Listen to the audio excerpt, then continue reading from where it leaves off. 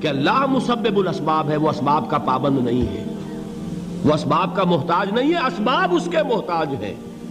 اگر یہ یقین ہے تو اللہ پر ایمان ہے، یہ نہیں ہے تو تمہارا ایمان اسباب پر ہے، وسائل پر ہے، ذرائع پر ہے، مادیات پر ہے، اللہ پر نہیں۔ اس وقت کہاں راستہ تھا؟ کوئی راستہ تھا؟ سمندر ہے اور ادھر سے لشکر آ گیا ہے۔ کلا ان معی ربی سیہدین۔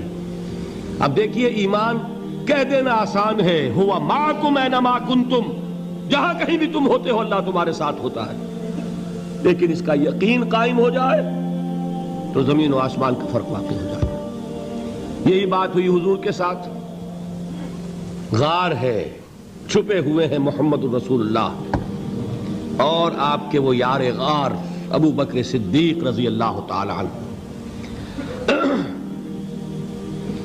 اقبال نے حضرت ابو بکر کی شان میں چند اشعار کہے صرف، لیکن واقعہ یہ ہے کہ بھاری بھاری نظموں پر اور قصیدوں پر بھاری ہے، طویل ترین نظمیں اور قصیدے ہوں ان پر بھاری ہے۔ ہمتیں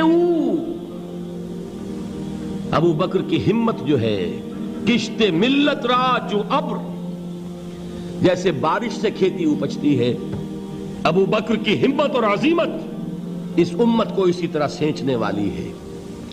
ثانیے اسلام و غار و بدر و قبر، وہ دوسرے تھے اسلام میں، دوسرے پہلے کون تھے؟ انا اول المومنین، حضور فرماتے ہیں سب سے پہلا ایمان لانے والا میں، دوسرے ابو بکر۔ ویسے ہمارے ہاں یہ چلتا ہے اختلاف، حضرت علی پہلے ہیں کہ حضرت ابو بکر پہلے ہیں، لیکن اس میں بڑی خوبصورت تطبیق قائم کی ہے علماء نے اور بہت صحیح ہے۔ چار کے بارے میں فیصلہ ہی مت کرو کہ کون پہلے ہے، ان کی ایک عجیب تقسیم کر دی ہے۔ آزاد مردوں میں، بالغ مردوں میں سب سے پہلے ابو بکر، بچوں میں سب سے پہلے علی، خواتین میں سب سے پہلے خدیجہ، اور غلاموں میں سب سے پہلے زید ابن حارثہ۔ بڑی پیاری تقسیم ہے، یہ چاروں ہی پہلے ہیں، ہر ایک کے لیے اولیت ہے۔ اور واقعہ یہ ہے کہ اگر زمانی اعتبار سے تعین ہوگا تو پہلے خدیجۃ الکبریٰ آئیں گی رضی اللہ تعالی عنہ، کسی اور سے بات کرنے کی نوبت بعد میں آ سکتی ہے، پہلے تو اہلیہ محترمہ سے بات ہوئی، آتے ہی پہلی وحی ہوئی ہے، ابھی تبلیغ کا حکم نہیں تھا۔ کس کو بتایا واقعہ؟ ابھی اپنی نبوت کی تبلیغ کا تو حکم ہی نہیں آیا۔ واقعہ کس کا ہے؟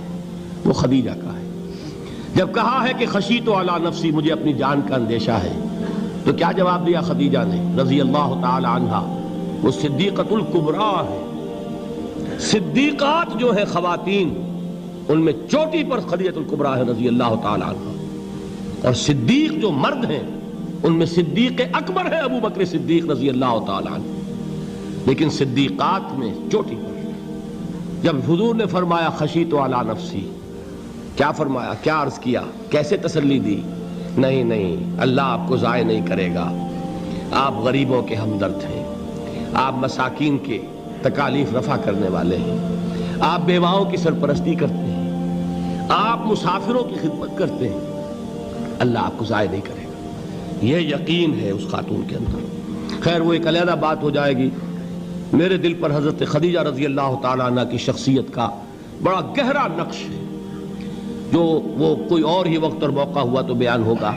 بہرحال اقبال نے ایک مصرے میں جو چار اولیتیں جمع کر دی ہیں، ہمتیں کشت امت را چو ابر، ثانی اسلام و غار و بدر و قبر۔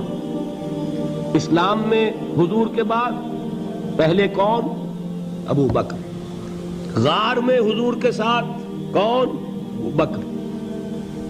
بدر کی رات اللہ کا رسول سر بسجود، وہ جھاڑ، وہ گھاس پھوس کی جو جھوپڑی بنائی گئی تھی، اور وہاں تلوار ننگی لے کر پہرا دینے والا کون؟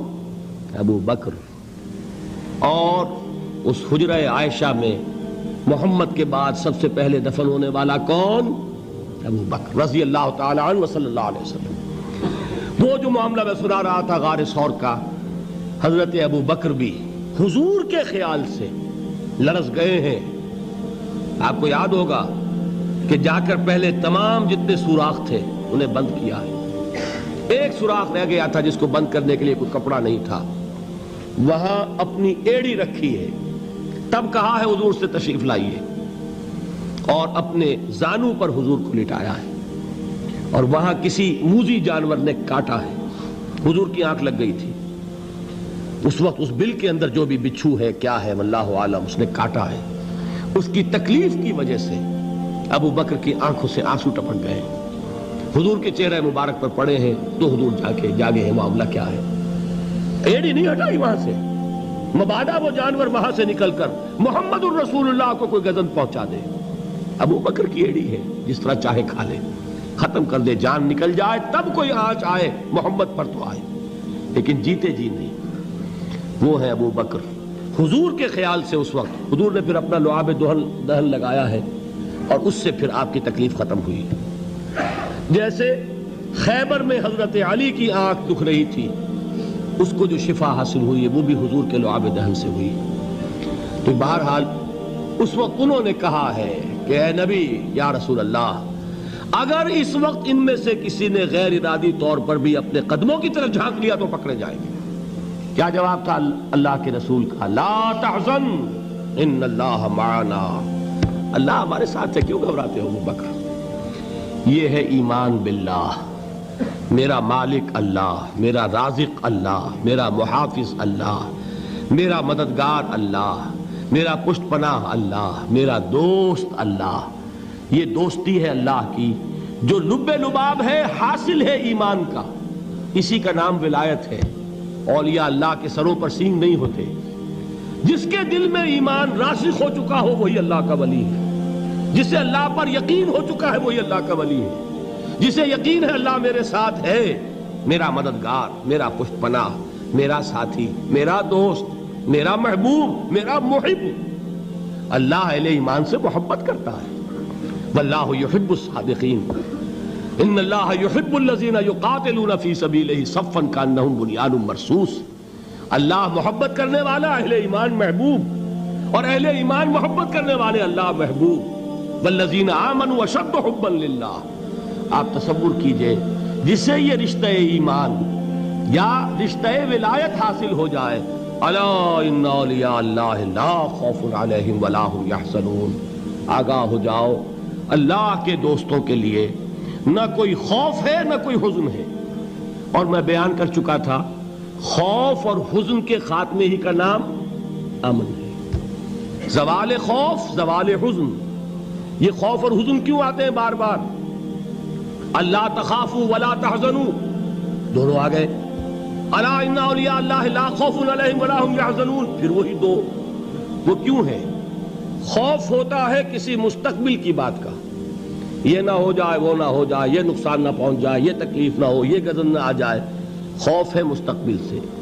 حزن ہے یہ کیوں ہوا, یہ نہیں ہونا چاہیے تھا, یہ میرا فلاں چیز میرے ہاتھ سے جاتی رہی ہے, فلاں موقع نکل گیا, اب بیٹھے ہوئے ہیں اندر ہی اندر کڑ رہے ہیں, صدمہ ہے اور رنج ہے.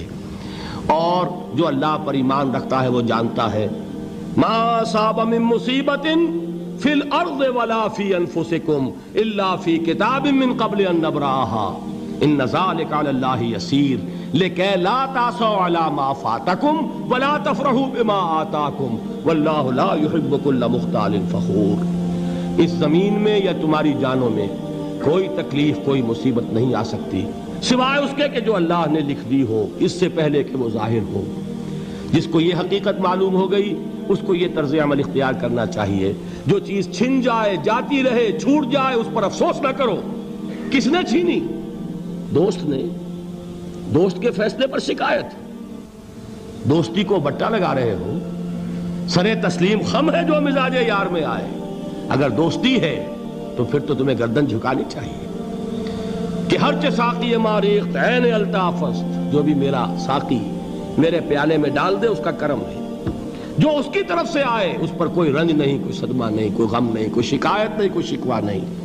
اور جو ہوگا وہ اس کے اذن کے بغیر نہیں ہوگا, اور اس کا اذن ہوگا تو یقیناً میرے لیے خیر ہی خیر ہے, چاہے وہ ناگوار شے ہو. بظاہر مجھے اچھی نہ لگ رہی ہو، میری شارٹ سائٹڈنس میں مجھے وہ نظر آ رہی ہے کہ میرے لیے بری ہے، لیکن قرآن نے کہا ہے عسیٰ ان تکرہوا شیئا وہو خیر لکم وعسیٰ ان تحبوا شیئا وہو شر لکم واللہ یعلم وانتم لا تعلمون۔ ہو سکتا ہے تم کسی چیز کو ناپسند کرو درحال ہے کہ اسی میں تمہارا خیر ہو، اور ہو سکتا ہے تم کسی چیز کو پسند کرو درحال ہے کہ اس میں تمہارا شر ہو۔ اللہ جانتا ہے، تم نہیں جانتے۔ جب مجھے یہ بات معلوم ہو گئی، میں نے اپنا معاملہ اللہ کے حوالے کیا۔ سپردم بے تو مایا خیش را تو دانی حساب کم و بیش را، اے رب جو تو چاہتا ہے وہ ہو، تیرے علم میں جو شے میرے لیے خیر ہے وہ ہو جائے، میری کوئی پسند نہیں، میری کوئی چاہت نہیں، یہ ہے راضی برضائے رب۔ اکبر الہ آبادی نے اسے کہا ہے رضائے حق پہ راضی رہ، یہ حرف آرزو کیسا، خدا خالق، خدا مالک، خدا کا حکم تو کیسا۔ جب میں آ گیا بیچ میں، میری پسند، میری مرضی، میری خواہش، میری چاہت، یہی تو شرک ہے۔ ما شاء اللہ کان وما لم یشاء لم یکن، جو اللہ نے چاہا وہ ہوا، جو اس نے نہیں چاہا نہیں ہوا، اختیار اس کا ہے، میرا تو نہیں۔ رضائے حق پہ راضی رہ، یہ حرف آرزو کیسا، خدا خالق، خدا مالک، خدا کا حکم تو کیسا۔ اقبال نے اسے کہا ہے فارسی میں، اب آپ کہیں اس کا ترجمہ بھی کرو تو وہ مجھے ذرا اس وقت کچھ بہت ہی بدذوقی کسی بات نظر آئے گی۔ جائیے پوچھئے کسی سے جسے فارسی آتی ہو۔ برو کشید ز پیچا کے ہست و بود مرا، چوک دہا کے مقام رضا کشود مرا۔ مجھے تو تمام پیچ و خم سے نکال دیا اس مقام رضا نے، میں راضی برضائے رب ہوں، جو فیصلہ اس کا میں اس پر راضی۔ تو کہاں کا حزن اور کس کا خوف، یہی زوال حزن اور زوال خوف، یہی ہے امن، یہ نتیجہ ہے ایمان کا۔